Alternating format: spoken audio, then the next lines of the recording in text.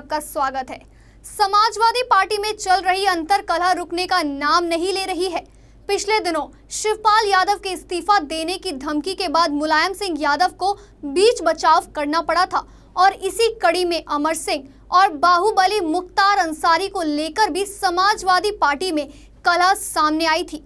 अगस्त से शुरू हुई सपा के परिवार की लड़ाई अब भी जारी है। लखनऊ में हुई बैठक के बाद समाजवादी पार्टी दो फाड़ में नजर होती दिख रही है।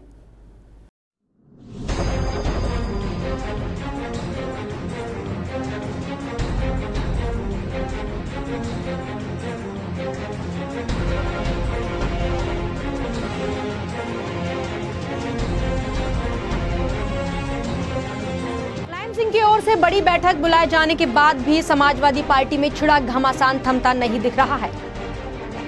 कुनबे को एक रखने की मुलायम सिंह की तमाम कोशिशें नाकाम साबित हो रही हैं। लखनऊ में पार्टी दफ्तर में पार्टी सांसदों, विधायकों, पूर्व सांसदों की बैठक से पहले ही दफ्तर के बाहर हंगामा मच गया। अखिलेश शिवपाल समर्थकों में मारपीट तक हो गई। सभी नेताओं के पहुंचने के बाद बैठक शुरू हुई। बैठक में सबसे पहले अखिलेश ने अपना भाषण दिया। इसके बाद शिवपाल भाषण देने मंच पर आए और अखिलेश को निशाने पर लिया। फिर मुलायम सिंह ने मंच संभाला और शिवपाल का बचाव करते हुए अखिलेश को जमकर सुनाया। सपा की बैठक खत्म होने से पहले मुलायम ने अखिलेश और शिवपाल से गले मिलने को कहा। मुलायम ने कहा कि शिवपाल तुम्हारे चाचा हैं, उनसे गले मिलो।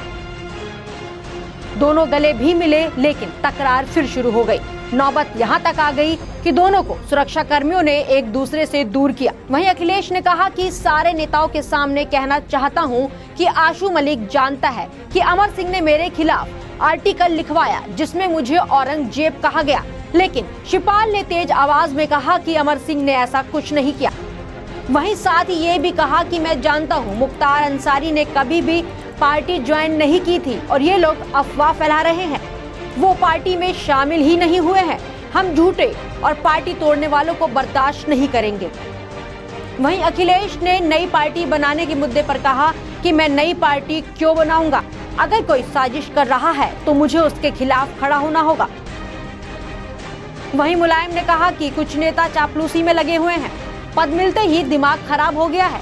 ये जो अखिलेश भैया कर रहे हैं, ये क्या जाने कि हमने कितनी लड़ाई लड़ी है।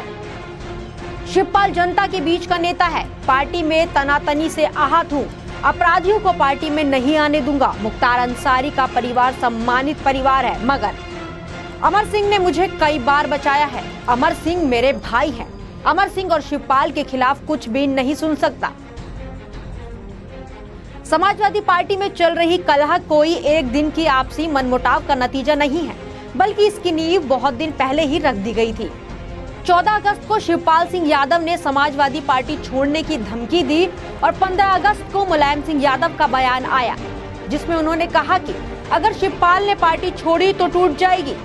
जिसके बाद 12 सितंबर को अखिलेश ने गायत्री प्रसाद और राजकिशोर सिंह को आरोपों के चलते हटा दिया और फिर 13 सितंबर को मुलायम सिंह ने शिवपाल को यूपी प्रभारी नियुक्त किया। चाचा भतीजे के बीच जंग रुकने का नाम नहीं ले रही थी।